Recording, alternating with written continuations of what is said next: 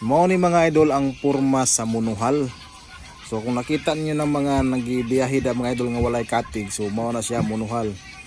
O mao nang lapad kayo sa og kasko kay para safety siya mo travel mga idol, kay wala maguni di maguni siya trimaran mga idol, wala man siya katig. So kinahanglan lapad sa daan.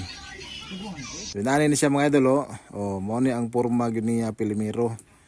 Ay pormahon mo gud siya mga idol, adi sir butangan natog plywood. O kana siya, so porma na siya, hapit na gyud siya na human lago sa doong.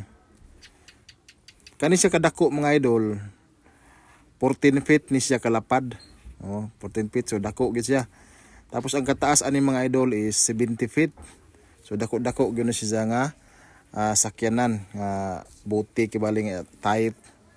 So mo na siya mga idol, before siya pahiran, kinahanglan pormahon na ni siya pinaagi sa mga plywood.